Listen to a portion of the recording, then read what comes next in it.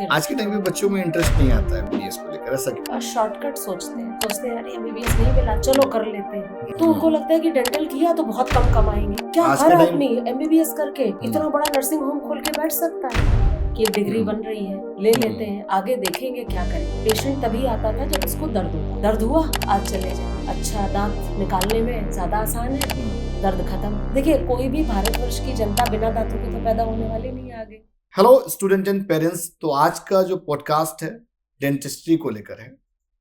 बहुत सारे लोग कंफ्यूज रहते हो ना कि बीडीएस लें, एमबीबीएस लें या बीएएमएस लें, तो इस पे भी बात होगी। प्लस आज के टाइम पे अगर अच्छे से आप डेंटिस्ट बन जाते हो, एक अच्छा डेंटिस्ट बन जाते हो, तो कितना अर्न कर सकते हैं उसके बारे में भी बात करेंगे। मोस्टली पेरेंट्स का बड़ा डाउट रहता है कि सर कौन सा कोर्स कराएं, तो एक ये भी कहीं ना कहीं पॉइंट ऑफ कंसर्न रहता है। तो आज के इस पॉडकास्ट के जो गेस्ट हैं हमारे साथ में, डॉक्टर मीतू अग्रवाल मैम हैं और एज एन प्रोफेसर ये वर्किंग भी है, और करीब मुझे लग रहा है कि 20 साल तो हो ही गए इनको प्रैक्टिस करते हुए। तो मोस्ट वेलकम है मैम आपका हमारे इस पॉडकास्ट में, इस चैनल में, बिकॉज आपका इतना एक लंबा अरसा, प्लस आपने केजीएमसी से भी किया हुआ है डेंटिस्ट्री। केजीएमसी से ही किया हुआ। हाँ, यूजी और पीजी, तो बच्चों का एक सपना होता है। बट आज के टाइम पे क्या है कि बच्चों के मन में ये आता है कि सर केजीएमसी मिल रहा है, करें कि ना करें, तो उनके लिए आपका क्या ओपिनियन है? केजीएमसी मिल रहा है, ना करें का तो कोई सवाल ही नहीं उठता। इंडिया का one of the premiere institutes है, इंस्टीट्यूट्स में से एक है। इतनी अच्छी फैकल्टी, इतना अच्छा इंफ्रास्ट्रक्चर, फिर लखनऊ में इतने सालों की लेगेसी है। ना का तो सवाल मेरे हिसाब से नहीं आना चाहिए। जिसके भी मन में आ रहा है तो I am a bit surprised कि ऐसा क्यों आया। बट पहले से कुछ थोड़ा सा शिफ्टिंग तो हुई है ना, कि बच्चे पहले एमबीबीएस के बाद बीडीएस ले लेते थे। हमारे टाइम में भी था ऐसा। कि आपने कैसे लिया? डेंटिस्ट्री करना था या एमबीबीएस की प्लानिंग? एग्जाम तो मेरे फादर खुद ऑफ्थेल्मोलॉजिस्ट हैं, तो देते तो सब लोग एग्जाम एमबीबीएस के लिए ही है। He himself is a Georgian. तो जब सीपीएमटी से हमको डेंटिस्ट्री मिली जी, और तब एक सीबीएसई का एग्जाम अलग होता था। मैं ये बता रही हूँ आपको 1991 की बात। तो उससे मुझे मिला था एमबीबीएस जोधपुर में। ओके। समहाउ ये पहले एडमिशन हो गया यहाँ। उसकी रिपोर्टिंग बाद में थी। उसके बाद तो इतना इंटरेस्ट आया, इतना अच्छा लगा, तो फिर आज के टाइम पे बच्चों में इंटरेस्ट नहीं आता है बीडीएस को लेकर, ऐसा क्यों? शॉर्टकट सोचते हैं अरे एमबीबीएस नहीं मिला चलो कर लेते हैं। उसमें एक्चुअली डेंटिस्ट्री एक थोड़ी सी डिफरेंट फील्ड है, इन द सेंस ये कि आपको पेशेंट तो है ही, आपको इलाज तो करना ही है, लेकिन साथ में ना आपकी थोड़ी इमेजिनेशंस, थोड़ी क्रिएटिविटी, एक डेक्सटेरिटी जो मैं आपसे पिछली अभी बात कर रही थी, अगर आपके पास वो नहीं है फर्स्ट ईयर से, मतलब पहले साल से, अगर आप उसको एंजॉय नहीं कर रहे हो कि आप एक स्कल्परिंग है, कुछ लोगों का वो एक्यूमेंट नहीं होता, तो वो थोड़े से मिसफिट है वहां पर। अब वहां नहीं तो टोटल हमारी 8-9 ब्रांचेस होती हैं। तो चलो तुम ये नहीं करो तो वो कर लो, अच्छा वो नहीं कर पा रहे हो तो फिर ये कर लो। लेकिन आप पहले दिन से एक माइंडसेट बना के चलो कि मैं एमबीबीएस नहीं कर पाया या कर पाई, अब मेरे पास और कोई ऑप्शन नहीं था, तो मैं बीडीएस ले लूं, मैं बीएचएमएस कर लूं, मैं बीएएमएस कर लूं। तो वहां पे कहीं ना कहीं आपको अपने माइंड को सेटल करना पड़ेगा कि हमको जो मिला है, हर एक को हर चीज नहीं मिलती है। एक चीज है ना। और जिसने, अगर हम ऐसे देखें, इतने सारे लोग एमबीबीएस करते हैं, क्या हर आदमी बहुत अच्छा, हम क्राइटेरिया क्या सोचते हैं, एक भाई मॉनेटरी क्राइटेरिया तो होता ही कि मॉनेटरी क्राइटेरिया की अगर बात करें तो उनको लगता है कि डेंटल किया तो बहुत कम कमाएंगे। आप देखते क्या ये वाला माइंडसेट तो हर दूसरे बच्चे में, क्योंकि क्या हर आदमी एमबीबीएस करके इतना बड़ा नर्सिंग होम खोल के बैठ सकता है? ऑप्शन है वो भी कि भाई 0.1% तो लोग नर्सिंग होम हॉस्पिटल सब खोलते ही हैं, लेकिन फिर वो उनको क्यों नहीं देखते डेंटिस्ट्री में जो 6 फिगर्स या 7 फिगर्स पर डे अर्न कर रहे हैं, उनको भी तो देखो ना फिर। क्यों, आप बताइए। मतलब तो फिर एक रैशनल लेना उस चीज का कोई भी फील्ड है, चाहे बच्चा आजकल आप बीटेक में देखिए, हर दूसरा बच्चा बीटेक करे हुए है जी। हर एक का पैकेज तो वो गूगल वाला नहीं होता हाँ, ना कि सबका नहीं यार होता है। वो 2 करोड़ का पैकेज हो हाँ, गया। हाँ, उसके बाद क्या होता है, एक स्टेज के बाद आपने 2 साल काम किया, फिर आपका वो कॉलेज कौन सा था, आपका सीजीपीए क्या सब था, भूल जाता है। वो सब भूल जाता है। फिर तो आपकी अपनी टेक्निकल स्किल आ गई ना, स्किल्स की बात हो फिर गई। तो स्किल की बात आ गई। ऐसे ही डेंटिस्ट्री में है, आपने 8-9 ब्रांच में आपने 4 की स्किल भी मास्टर कर ली, तो आपकी लाइफ काफी सॉर्टेड है। अपने टाइम से जाओगे, अपने टाइम से आओगे, 90% इमरजेंसी नहीं झेलनी पड़ेगी, वर्क सेटिस्फैक्शन भी, और इतना तो मिल ही जाएगा कि मतलब जो एक्स्ट्रा होगा कि कहाँ खर्च करें नहीं समझ में आएगा। ठीक बात। अब उससे ज्यादा है तो फिर तो मतलब एक डेंटिस्ट डॉक्टर कितना अर्न कर सकता पर मंथ? बहुत मुश्किल है ये असेसमेंट। मतलब वो बात ये है ना कि एट एन एवरेज 4-5 लाख पकड़ ले, बहुत आसानी से, बहुत आसानी से, बहुत आसानी से। बट उसको स्किल्स होनी चाहिए। हाँ, एक बेसिक स्किल होनी चाहिए। बेसिक पेशेंट को, आपको सबसे बड़ी चीज है ना कि आपको पेशेंट को ये समझाना है कि ये चीज उसके लिए इम्पोर्टेंट है। डेंटिस्ट्री में धीरे धीरे अवेयरनेस आ रही है। पेशेंट को आपको बताना पड़ेगा कि आज आप ये कराओगे तो 10 साल बाद आपको क्या फायदा होगा। हाँ, ये दिक्कत क्या फायदा होगा। हाँ। तो वो तो आपको ही अपनी प्रैक्टिस बिल्डअप करनी पड़ेगी। आज के टाइम पे अगर मार्केट सिनेरियो से देखें, अगर 10 डेंटिस्ट उठाएं, हाँ जी, अगर अपने शहर के ले लें तो उसमें 2 तो बहुत परफेक्ट होते हैं, हाँ, बिल्कुल, 2 काम चलाऊ होते हैं, बाकी 6 ऐसे होते हैं जो एक्सपेरिमेंट कर रहे हैं। तो इसका क्या रीजन है? मतलब क्या उन्होंने अपने पढ़ाई के दौरान प्रैक्टिस नहीं करी, सीखा नहीं, कोर्स कंप्लीट हो गया और वो अपना एक शॉर्टकट की तरह लिया कि एक डिग्री बन रही है, ले लेते हैं, आगे देखेंगे क्या करेंगे। हाफ हार्टेड अप्रोच है। और दूसरा एक कॉन्टिन्यूअस लर्निंग प्रोसेस है। जो हमने 2000 में पास होके हम निकले थे, हमने जो सीखा वहां से आज डेंटिस्ट्री बहुत बहुत ऊपर है। अब हम उसी फील्ड उसी पे चल रहे हैं, हम वही निकालना डालना, अपडेट नहीं किया। आपको हर दूसरे महीने को सीडीए प्रोग्राम्स होते हैं, नए इक्विपमेंट आ रहे हैं, आर्मामेंटेरियम आ रहे हैं, हर तरह की अच्छा डिजीजेस भी बदल रही हैं, उनमें भी चेंज आ रहा है। तो उसके लिए आपको बहुत अपडेटेड रहना पड़ेगा। अपडेटेड रहने के लिए टाइम भी चाहिए, और ऑब्वियसली आपको कोई कोर्स करना है, कुछ करना है तो मॉनिटरी भी है। पहले कौन कौन सी डिसीज ज्यादा होती थी और अब कौन सी होने लगी? चेंज क्या है? पहले एडेंचुलिज्म बहुत था। पहले पेशेंट मतलब बिना दांत वाले बहुत आते थे, इधर निकलवा लिया, उधर निकलवा लिया, गिर गए, दांत हिल रहे हैं, पहले ये ज्यादा आते थे। अब ऐसे आते हैं बहुत एज है, टूट गए, कीड़ा लग गया, अब वैसे पेशेंट ज्यादा। बहुत सारे लोग शौक की वजह से अपने भी टीथ फिटेड कराते हैं। बिल्कुल कराते हैं। कॉस्मेटिक्स आप देखिए, अच्छा वही चीज है ना, पहले कानपुर में ही मार्केट साइज मतलब बढ़ गए। हाँ, आप मार्केट में देखिए, पहले क्या प्लास्टिक सर्जरी एक सर्जन होता था। आजकल कॉस्मेटिक क्लिनिक, हेयर ये क्या बोलते हैं उसको, रिंकल्स और ये सब का कितना ज्यादा, स्किन वाला भी हो गया। स्किन वाला पहले 10 साल पहले तो ऐसा नहीं था ना, लेजर वाला भी कोई स्किन पे एमडी करता नहीं था। आज स्किन की जो सीट है वो सबसे ऊपर जा रही है। मतलब पैसा बहुत है मार्केट पे। पैसा भी है, नहीं रिक्वायरमेंट है। लोग अपनी पर्सनालिटी को लेकर बहुत कॉन्शियस हो गए। जिसको सारे दिन में 10 सेल्फी लेनी है, 50 पॉडकास्ट बनवाने हैं, वो क्या करे, उसकी शक्ल तो अच्छी दिखनी चाहिए ना। आपके पास लोग आते हैं ऐसे कि जो काइंड ऑफ, जैसे आपने बताया कि सेल्फी लेने में थोड़ा सा, बिल्कुल, पर डे एटलीस्ट 2 to 3। और आप इतना ऐसा नहीं मार्केट चेंज हुआ, डेंटिस्ट के लिए बेनिफिशियल है। यंग पेशेंट नहीं, ये किसी भी एज का पेशेंट हो सकता है। आप बिलीव नहीं करेंगे, डेंचर पेशेंट जो निकालने लगाने वाला डेंचर बनवा रहा है, अगर वो इधर उधर की कंप्लेंट बता रहा है तो मान के चलो वो अपने फेस से सेटिस्फाइड नहीं है, इनडायरेक्टली अगर अपनी बात रख रहे हैं। अब हम लेडी आई 60-65, आर्टिफिशियल टीथ लग रहे हैं, बेटा कहेगा ठीक तो लग रही हो, चलो। वो अगर अकेले बैठी, डॉक्टर साहब ये वाला हट सकता है रिंकल, डॉक्टर साहब मेरे जो पुराने दांत थे ना उसमें मेरा ये जो ओंठ था ना ये और उभर के आता था। तो ये aesthetic requirement it is not age dependent. Everybody wants to look good. ये सिर्फ फीमेल्स में, मेल्स नहीं, मेल्स में सबसे ज्यादा है, बोलते नहीं है। ठीक बात। मार्केट शिफ्ट की अगर हम बात करें कि पहले जो मार्केट था डेंटिस्ट्री का वो किस तरह का था, और अब एक चेंज क्या आया हुआ है in terms of equipment, in terms of clinical exposure. पहले शहर में डॉक्टर्स बहुत चुनिंदा हुआ करते थे, अब क्या है एक्सपेरिमेंटल वाले भी हैं। तो एक तो ढूंढने में सबसे बड़ी दिक्कत, और कहीं सटीक जगह चले जाओ तो क्या थोड़े से कॉस्टिंग भी हाई हो गई है? बिल्कुल हो गई है। क्या क्या ऑप्शंस और बढ़ गए हैं? What's scope? देखिए पहले क्या होता था, एक हम बेसिक या ग्रास रूट लेवल की डेंटिस्ट्री करते थे।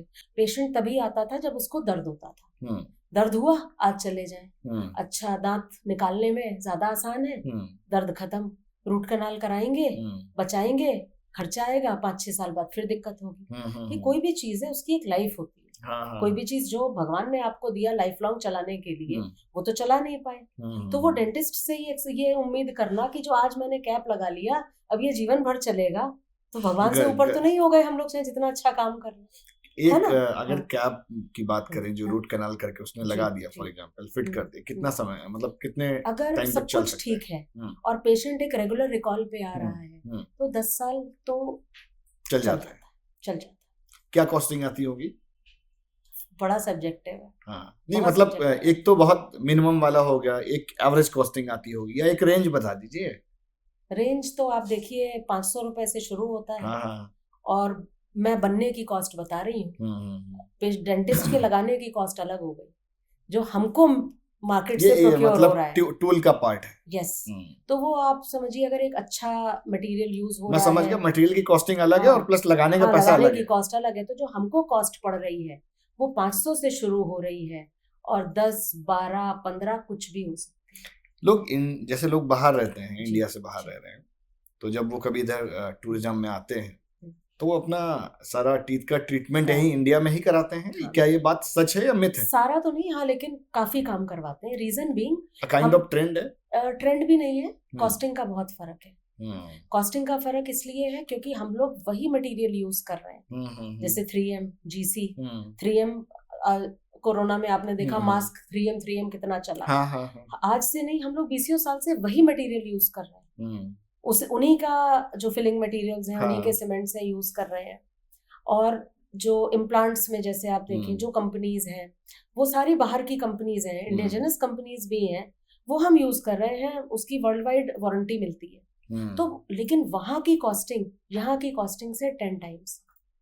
हम सेम मटेरियल दे रहे हैं, लेकिन क्योंकि हमको जिस कॉस्ट पे पड़ रहा है तो हम तो अपना प्रॉफिट शेयर उतने पे ही ले रहे हैं। मान लीजिए यहाँ पे 1 लाख रुपए में जो काम हो रहा है वो 10 लाख रुपए में होगा, 10 कह लीजिए, 4.5, 5, मतलब 5 गुना तो मिनिमम है ही दुबई में वगैरह में। फिर क्या होता है कि एक अपने एक लैंग्वेज का जो बैरियर होता है, वो चीज पेशेंट हम लोगों के साथ जल्दी उसको क्रॉस कर लेता है। वहाँ कई बार होता है उनको, जैसे हमारे जो दुबई वगैरह के पेशेंट्स हैं उनके साथ क्या होता है कि अबू धाबी में स्पेशली, कि वहाँ पर जो डेंटिस्ट हैं वो ईरानियन हैं या सूडानीज हैं, तो उनकी लैंग्वेज का वो नहीं हो पाता है। एक वो भी चीज है। कॉस्ट सेम है और सबसे बड़ी बात ये है कि एक ईज ऑफ वर्क तो है, इतना पेपर वर्क नहीं है, कंपैरेटिवली है, रिकॉर्ड कीपिंग है, लेकिन उतना ज्यादा भी नहीं है कि जैसे वहां पर है कि बिना इंश्योरेंस के आप नहीं। अब आपका जब तक नंबर आया इंश्योरेंस में, जैसे यूके में है NHM में, जब तक नंबर आया तब तक तो वो स्टेज से पार हो गया ना फिर तो एक ये चीज भी है। इंडिया में यहाँ पे इंश्योरेंस मिलता है? डेंटल इंश्योरेंस नहीं है, बहुत कम है। जो ट्रॉमा के केसेस में मिल जाता है, कॉस्मेटिक में बिल्कुल नहीं मिलता। और कुछ कंपनीज हैं जो थोड़ा बहुत पेन में या मतलब जिसमें इन्फेक्शन वगैरह ज्यादा है उसका देती है, पर कॉम्प्रिहेंसिव कवरेज नहीं है। अच्छा, डेंटिस्ट बनने के लिए जो स्टूडेंट्स अभी कॉलेज में होंगे या अभी प्लान कर रहे हैं, हो सकता है काउंसलिंग में भी अपना चॉइसलिंग वगैरह में डालेंगे, कॉलेज अलॉटमेंट आएगी, फिर किसी कॉलेज में जाएंगे, बट अभी तो उसका माइंडसेट ऐसा ही है कि MBBS मिल जाए। हाँ, MBBS मिल जाए। तो जो कर रहे हैं उनमें ऐसे क्या आप एडवाइस करना चाहोगे कि ताकि उसका फ्यूचर बेहतर हो? सबसे पहले तो अगर एक्चुअली MBBS क्यों करना चाहते हैं, आपके पास एक ब्रांच आपने ली और फिर आपके पास डाइवर्सिफाई करने के लिए है। किसी ने आई ले लिया, किसी ने ऑर्थोपेडिक्स ले लिया, किसी ने कुछ ले लिया, तो उसको लगता है फील्ड ऑफ वर्क काफी ज्यादा। एक तो ये चीज है। तो एक तो ये समझना होगा कि डेंटिस्ट्री में भी फील्ड ऑफ वर्क काफी है, बहुत ज्यादा है। आप सर्जिकल फील्ड में भी जा सकते हैं, आप कॉस्मेटिक में भी जा सकते हैं, आप जो है आप पैथोलॉजिकल, जैसे जो ओरल पैथोलॉजी वाली ब्रांच है, आप उसमें लेके आप अपना पैथोलॉजी सेंटर खोल सकते हैं। इसके अलावा रेडियोलॉजी की वाली जो फील्ड है उसमें डायग्नोस्टिक सेंटर है, आजकल CBCT हो गए जिसमें 3D इमेजिंग आ गई है, तो वहां भी डाइवर्सिफाइड फील्ड है, सिर्फ दांत निकालने वाला काम नहीं है, स्कोप है मतलब। हाँ, देखिए कोई भी भारतवर्ष की जनता बिना दांतों के तो पैदा होने वाली नहीं है आगे, पॉपुलेशन बढ़ ही रही है, सबके मुंह में 32 ना सही 28 तो होते ही हैं, तो कैसे स्कोप नहीं है, कैसे स्कोप नहीं है, बिजनेस चलेगा मतलब, क्यों नहीं चलेगा? अच्छा बिजनेस ना माने तो ज्यादा अच्छा है, प्रोफेशन माने तो ज्यादा अच्छा है, केवल बिजनेस ना कहें। हाँ मैं समझ गया, बिकॉज राइट डायरेक्शन के साथ करेंगे तो प्रोफेशन हो गया। कहीं ना कहीं तो आपको पेशेंट के साथ जेन्युइन होना पड़ेगा ना, वो दर्द लेके आया है, आप बताओ कि तुम सुंदर कैसे लगोगे, तो वो एक डिफरेंस आ जाएगा। भाई मरीज तो दर्द लेके आया है, आप कह रहे तुम्हारे आगे गधा टेढ़ा है, लाओ मैं सीधा कर दूं, तो आप चाहे जितने अच्छे डेंटिस्ट हो, आपको पहले उसकी व्यथा तो समझनी पड़ेगी ना, बिजनेस मॉडल कोई थोड़ी है। अच्छा एक चीज और बताइए कि जैसे डेंटिस्ट आधे अधूरे बनते हैं, तो उनको क्या एडवाइस करेंगे, वो क्या मिस्टेक्स नहीं करें? जो बहुत बच्चे आप पढ़ाते भी होंगे, क्लास भी जाते होंगे और क्लिनिक में पेशेंट भी देखते होंगे, तो एक कहीं ना कहीं गैप आता है, बिल्कुल तो वो क्या है? लैक ऑफ एक्सपोजर भी होता है, उतना इंटरेस्ट नहीं होता है। बेसिकली मैंने ये देखा कि कई बार ये समझा दिया जाता है कि अरे बहुत आसान है, आराम से हो जाएगा, कोई कुछ करना नहीं पड़ेगा, हाँ कोर्स भी कम है, BDS आसान है, हाँ ये एक मिथ है।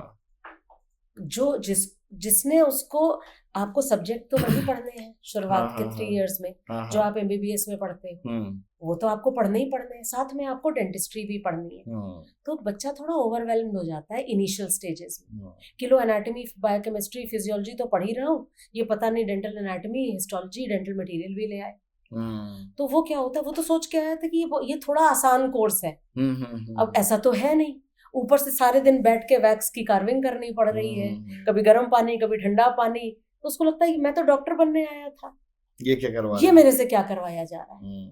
वो बैरियर ब्रेक करने में जो टीचर है, जो मेंटोर है, उसको थोड़ी सी वर्किंग करनी पड़ेगी, थोड़ी काउंसलिंग करनी पड़ेगी, तो उसमें एक तो ये इम्पोर्टेंट है, बिकॉज इंटरनल एक्सेप्टेंस नहीं है। दूसरा पेरेंट को भी सोचना पड़ेगा कि अब जो बच्चे को आपने एक फील्ड दिलवाई है, तो थोड़ा सा उसका मॉरल सपोर्ट भी करो, उसको बार बार आप पेरेंट्स ही नैग करते हैं, दोबारा नीट दे के देख लो, है ना, दोबारा नीट दे के देख लो, उनको भी पता है, उनको भी सिचुएशन पता है कि अगले साल क्या होने वाला है, उनको भी मालूम है ना कि अगले साल क्या होने वाला है। इट्स मीन कि dentist is a good option, मतलब अच्छा स्कोप है, किया जा सकता है, बट लोगों को इस पे जो क्लैरिटी नहीं है। आप एक सर्वे करिएगा कानपुर में जी, कितने डेंटिस्ट्स हैं टोटल, उसमें से कितनों ने अपने बच्चों को डेंटिस्ट बनाया है।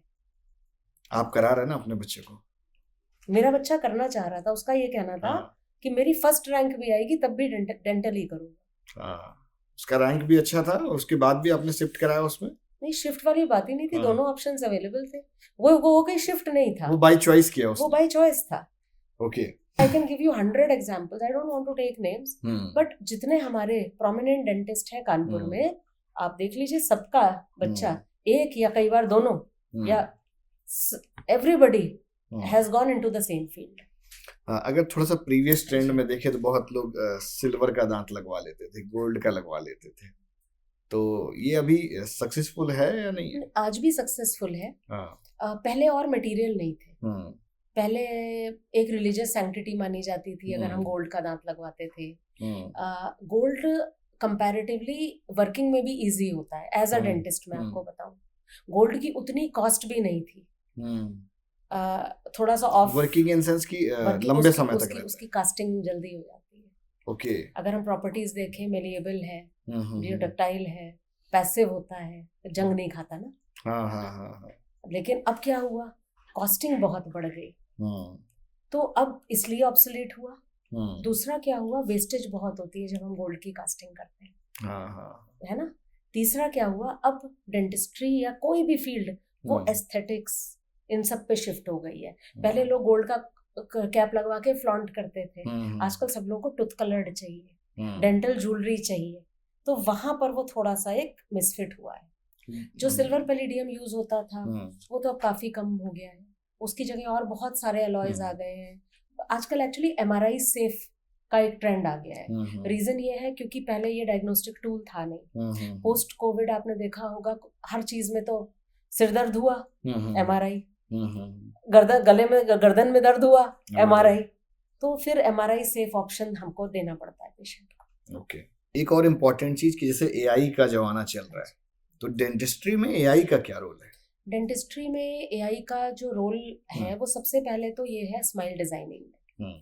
हम लोग पेशेंट का स्कैन लेते हैं, उसका AI टूल बताता है कि ये शिफ्ट पॉसिबल है, ये मूवमेंट हो सकता है, अगर हम इसको इस तरीके से फैब्रिकेट कर देंगे वो पहले से ही बता देता है, पहले से पता चल जाता है। तो ये नहीं होता कि बाद में पेशेंट की एक्सेप्टेंस नहीं हुई। जैसे वीनियरिंग होती है, उसमें क्या होता है, किसी को अपने दांत अच्छे नहीं लग रहे, कलर अच्छा नहीं लग रहा, तो वो बिल्कुल वीनियर्स जैसे लगाते हैं। तो वो पहले से अगर हम बता देंगे किसी को कि भाई आपकी स्माइल ऐसे आने वाली है, ऐसा दिखेगा, ये पॉसिबल है, और सबसे बड़ी बात ये पॉसिबल नहीं है। एक ये बहुत इंपॉर्टेंट है ना, पेशेंट क्यों अनसेटिस्फाइड रहता है, अनरियलिस्टिक डिमांड, कुछ एज्यूम कुछ करता है, होता कुछ एग्जैक्टली कि वो तो अब आपका जॉ ही बाहर है, तो हम चाहे दांत कहीं कर दें, आपको एक रियलिटी चेक तो देना पड़ेगा ना। One of my professors used to quote in KGMC कि this is not a beauty parlour. कुछ भी आगे पीछे नहीं कर सकते। फिर फंक्शनल भी है, आपको केवल मुस्कुराना नहीं है भैया, खाना भी खाना है तुम्हें उससे क्यों है कि नहीं? तो एक AI से क्या होता है, आप एक पूरा एक 3D इमेज बनाकर उससे आप एक डिजाइन बना सकते हो कि हम आपके लिए, आपके मुंह में ये पॉसिबल है, इतने दिन में होगा, और सबसे बड़ी बात ये पॉसिबल नहीं है, पहला। दूसरा, जो अब हम CBCT यूज कर रहे हैं उसमें soft tissue hard tissue profiles को मैच करवा देते हैं। तो हम कहाँ पर जो हम आर्टिफिशियल टीथ देने जा रहे हैं उसमें कितनी बोन है, कितने साइज का इम्प्लांट जाएगा, उसके ऊपर दांत कैसा लगेगा, अल्टीमेट आउटकम ऐसा आने वाला है, पहले से दिखा देते हैं। पहले से हम उसको एक ऐसी फिगर दे सकते हैं कि पेशेंट थोड़ा सा ये समझे कि ये ट्रीटमेंट पॉसिबल है, उसकी कॉस्ट एक निकल आती है, एक अप्रोक्सीमेट कॉस्ट, और सबसे बड़ी बात है एक्सेप्टेंस बढ़ती है उस चीज। ओरल जो कैंसर है वो इतना बढ़ता क्यों जा रहा है, क्या रीजन है इसका? ओरल कैंसर, एक तो फूड हैबिट्स बहुत खराब है, मसाला वगैरह तो सब लोग बोलते ही हैं, सिगरेट स्मोकिंग है। तीसरी चीज है स्ट्रेस बहुत बढ़ा हुआ है।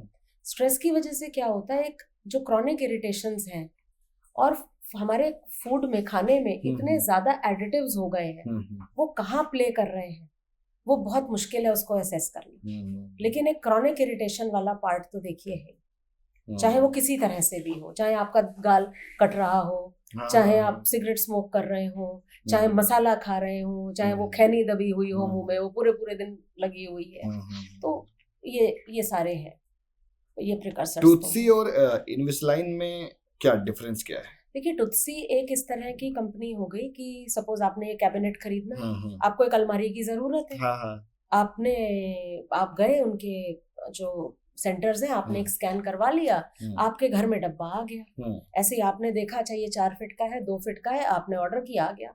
अब जब ये आ गया तो आप सोच रहे हो अच्छा अगर इसमें ऐसा होता तो बेटर होता। This is a very crude example. Basically Toothsi में क्या है, डॉक्टर पेशेंट रिलेशनशिप नहीं है। जो एक प्रॉपर ऑर्थोडोंटिस्ट को काम करना चाहिए, वो काम एक तरीके से ऐसे हो रहा है जैसे हम डिलीवरी सर्विस की तरह कर रहे हैं। जो हमारे अलाइनर के ट्रीटमेंट होते हैं, बहुत सारी कंपनीज होती हैं, उनके सर्टिफाइड ऑर्थोडोंटिस्ट होते हैं। आइडियली उन्हीं को काम करना चाहिए, क्योंकि हर टूथ का मूवमेंट बहुत प्रिसाइज चाहिए।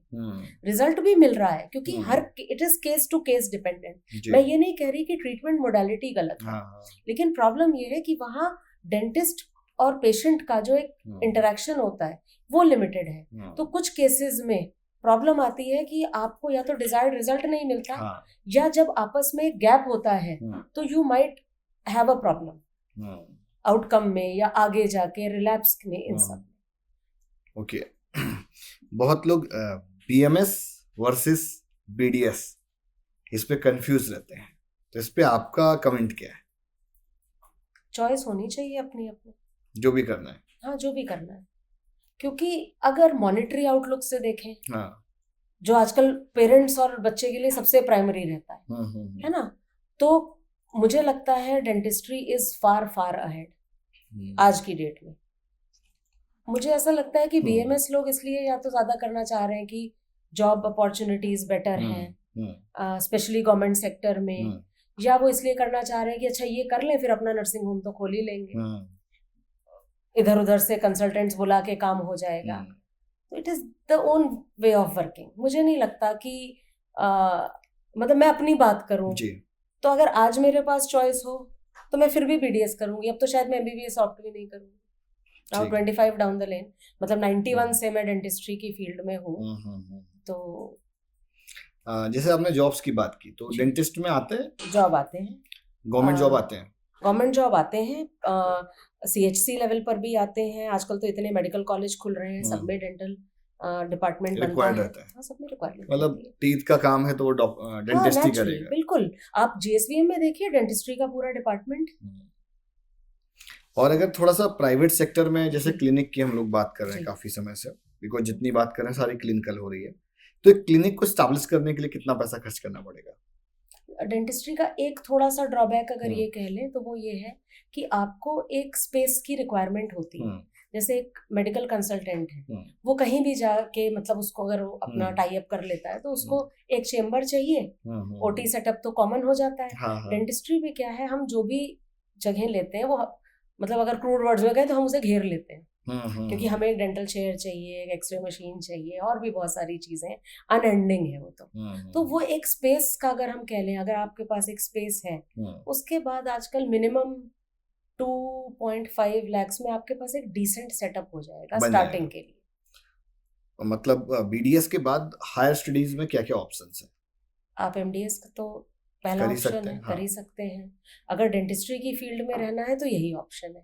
जैसे लोग इंडिया से बाहर जाके अगर करना चाहें, अगर इंडिया से बाहर जाते हैं तो उसमें क्या होता है, जनरली डीडीएस करते हैं लोग, यूएस वगैरह में जाके एग्जाम क्लियर करते हैं। डीडीएस के लिए क्या करना रहता है? उसके लिए आपको कई स्टेजेस का एग्जाम क्लियर करना पड़ता है।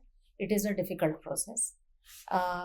बाकी तो देखिए, बाकी तो हमारी जो डिग्री है वो आप जिस भी कंट्री में जा रहे हैं, अगर वो डिग्री इंडिया की रिकॉग्नाइज्ड है तो आप वहाँ प्रैक्टिस कर सकते हैं, वहाँ भी कर सकते हैं। अगर हम बात करें महाराणा प्रताप में, ऐसा क्या है, व्हाट्स स्ट्रेंथ? स्ट्रेंथ एक तो देखिए, एक डाइवर्सिफाइड कैंपस है, तो स्टूडेंट का एक आउटलुक चेंज होता है। एक होता है स्टैंड अलोन कॉलेज होता है, तो वहाँ पर वही चला जा रहा है, एक ही कोर्स चल रहा है।